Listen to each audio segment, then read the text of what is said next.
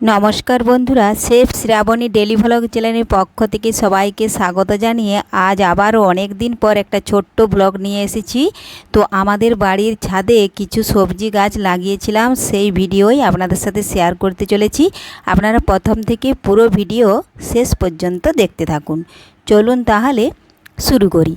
তো দেখুন বন্ধুরা, আমি ছাদে চলে এসেছি আর এই দেখুন ছাদে কিছু গাছ লাগিয়েছিলাম। এই দেখুন এটা কিন্তু এই বছরে সজনে গাছ। এই দেখুন ডাব্বার মধ্যে হচ্ছে এই যে সজনে গাছটা এটা হয়েছে, এটাতে কিন্তু 12 মাস ডাঁটা ধরা যায়, ডাঁটা ধরে বা ফুল দেয়, এইভাবেই কিন্তু শুনে এসছি। আর দেখুন গাছের গোড়াটা একটু পরিচর্যা করছি, এ দেখুন একটু কুড়ে দিচ্ছি, কারণ মাটিটা মাঝখানে কিছুদিন জল হওয়ার পরে মাটিটা কিন্তু অনেকটাই বসে গেছে। এইভাবে যদি মাঝে মধ্যে গাছটা খুঁড়ে দেওয়া হয় তাহলে কিন্তু খুব ভালোভাবে গাছটা সতেজ ও সবল হয়। তো দেখুন পাতাগুলো কী সুন্দর হয়েছে, দেখুন ডগ বের হচ্ছে, এবারে তো ফুলের কড়ি বেরোবে।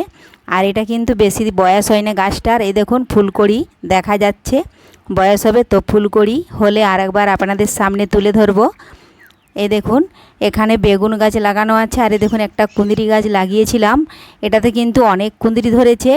এক এক সময় ধরে আর এক সময় কিন্তু কিছুদিন রেস্ট থাকে। আর এখানে দেখুন কুলেখাড়া শাক, যেটা বাড়ি থেকে আমরা বাজার থেকে কিনে আনা হয়, বাড়িতে খাওয়া হয়, সেই ডাঁটাটাও কিন্তু আমরা পুঁতে দিয়েছিলাম। এই দেখুন এখানে এটা কিন্তু 3 বছর হতে যাচ্ছে বেগুন গাছটা, আমি আগের ভিডিওতে দেখিয়েছি। এখনও কিন্তু ফুল দিচ্ছে, বেগুন ধরছে, এটা কিন্তু 12 মাস বেগুন ধরে। আর বাড়িতে দু একটা গাছ লাগালে কিন্তু আমি সব সময় যেটা 12 মাস ধরে থাকে সেটাই কিন্তু বেশিরভাগ লাগানোর চেষ্টা করি, যেন মাঝে মধ্যেই ফল পাওয়া যায়।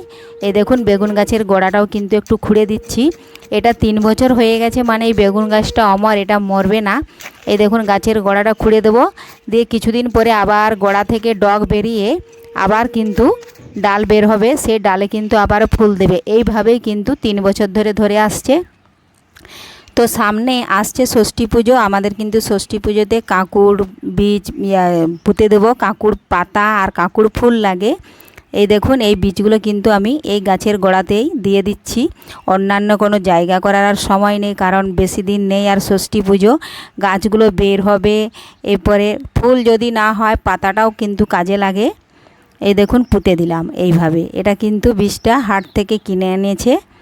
এই দেখুন আবারও কিন্তু এই গাছের গোড়ায়ও পুঁতে দিচ্ছি আমি। এই দেখুন এইভাবে দিয়ে দিচ্ছি, গাছগুলো বেরোবে, গাছগুলো বেরিয়ে যাবে শীঘ্রর মধ্যেই। আর পাতাটা কিন্তু আমাদের কাজে লাগে, কাঁকুড়ের পাতা আর ফুল ঘটে দেওয়া হয়। তো দেখুন এইভাবে পুঁতে দিয়ে আমি ঢাকা দিয়ে দিচ্ছি। আর এখন তো বৃষ্টি হচ্ছে মাঝে মধ্যে, যদি বৃষ্টি না হয় কিন্তু মাঝে মধ্যে জল দিয়ে দিতে হবে। আজ বেশ কিছুদিন ধরে বৃষ্টি হয় না, তো আজকে একটু জল দেব, পরে যাব। তো এইভাবে আপনারাও আপনাদের বাড়িতে যদি এইভাবে 2-4টে যদি সবজির গাছ লাগিয়ে থাকেন তাহলে কিন্তু ছোট্ট পরিবারের পক্ষে খুব আরামসে চলে যায়। দেখুন এখানেও কিন্তু গাছের গোড়াগুলো একটু খুঁড়ে দিচ্ছি। মাঝে মধ্যে গাছের গোড়াগুলো যদি খুঁড়ে না দেওয়া হয় তাহলে কিন্তু মাটিটা বসে যায়, তাতে কিন্তু গাছটাও কিন্তু আর বাড়তে চায় না। এই দেখুন তার পাশেই একটা পুঁই গাছের গোড়া আমি পুঁতে দিয়েছিলাম, এটাও কিন্তু ডগ বের হচ্ছে। এই দেখুন এখানেও 2টো বীজ আমি পুঁতে দেব। অনেকগুলো লাগিয়েছি, যদি 2-1টাও বের হয় তাহলে কিন্তু আমার পূজার জন্য ঠিক আমি কাঁকুড় পাতা পেয়ে যাব। কারণ নিজের থাকলে কিন্তু সবাই দেবে, নিজের না থাকলে কিন্তু কেউ দিতে চায় না, এজন্যই কিন্তু আমি লাগিয়েছি। প্রত্যেক বছর আমি লাগিয়েই কিন্তু আমার কাছ থেকে সবাই নিয়ে যায়, আমার থাকলে আমি সবাই দিই, আমার না থাকলে কেউ দেবে কি। এ দেখুন এখানে যে শাক গাছগুলো দেখা যাচ্ছে, এই শাক গাছগুলো কিন্তু এক সময় প্রচুর হয়েছিল, আমার আগের ভিডিওতে দেওয়া আছে। এগুলো হচ্ছে শিয়াপূর্ণা শাক, এই শাকগুলো কিন্তু কোনো সার দেওয়া হয় না, খুবই হয়। এই দেখুন আমি কিছু শাক তুলে নিচ্ছি, ছাদ এসেছি যখন, এই যে কুলেখাড়া শাক, এগুলো কিন্তু অনেকটাই হয়েছে, এগুলো আমি তুলে নিচ্ছি কিছুটা। এই শাকটা কিন্তু খাওয়া খুবই উপকার, কুলেখাড়া শাক। যাদের শরীরে রক্ত শূন্যতা বা রক্ত স্বল্পতা দেখা যায় তাদের কিন্তু এই শাকটা খেলে গায়ে রক্ত হয়, আর শরীরে যে দুর্বল ভাব আসে সে দুর্বল ভাবটাও কিন্তু আর আসে না। এই দেখুন তুলে নিচ্ছি এইভাবে। আবারও নিচে গাছ আছে শাকগুলো, সেগুলোও কিন্তু আমি আগে তুলে নিচ্ছি। এগুলো তুলে নেব, ওগুলোর সাথে মিশিয়ে দেব। কারণ বাড়িতে শাক যাই শাক হোক না কেন সেগুলোতে সার হয় না, এই জন্য এগুলো খেতে কিন্তু খুবই স্বাদ হয়। আর আমরা বাজার থেকে এখন শাক কেন যে কোনো সবজি নিয়ে আসি সেগুলো কিন্তু সার দেওয়া, সেগুলোর কোনো স্বাদ নেই। এই দেখুন এইভাবে তুলে নেব। এগুলো যদি খালি পেটে সকালবেলায় থেতো করে যদি রসটা খাওয়া হয় তাতেও কিন্তু অনেক উপকারে আসে। এই দেখুন তুলে নিয়েছি। সমস্ত শাকগুলো আজকে তুলে নিচ্ছি। সব রকম শাক মিশা দিয়েই কিন্তু ভাজা হবে দুপুরে। এই দেখুন এখানে আবার শাক আছে। এই শাকগুলো কিন্তু একসময় অনেক হয়েছিল, এখন তুলে ফেলে দেওয়া হয়েছে, কিন্তু বীজ পড়েছে ওই বালতিতে বা ডাব্বাতে, পরে আরও বেরিয়ে যাবে। এই দেখুন একটা খেজুর গাছ হয়েছে এই ডাব্বাটাতেই। এবছর জলে জলে কিন্তু অনেক গাছ মরে গেছে, এজন্য অন্য বছর অনেক গাছ লাগানো হয়, ঝিঙে গাছ, উচ্ছে গাছ, এবছর মরে গেছে। প্রচণ্ড জল, দিনের পর দিন জল হয়েই যাচ্ছে, এই জন্য কিন্তু হয় না। এ দেখুন এখানেও কিছু শাক আছে, শিয়াপূর্ণা শাক, এগুলাও তুলে নিচ্ছি।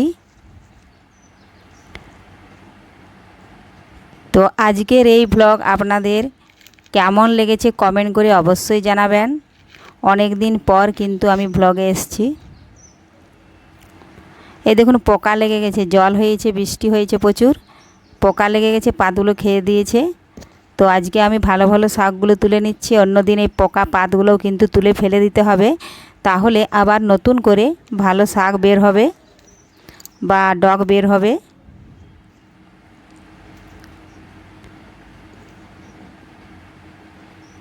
তো আপনারাও যদি বাড়ির আশেপাশে কোথাও জায়গা না থাকে তো এইভাবে ছাদে যদি শাক বা সবজি গাছ লাগিয়ে থাকেন তাহলে আপনাদের খেতে খুবই ভালো লাগবে। দেখুন বন্ধুরা, আমি এই দেখুন আবারও নিচে শাক তুলেছিলাম, সমস্ত শাক কিন্তু একসাথে দেখুন মিশিয়ে নিচ্ছি।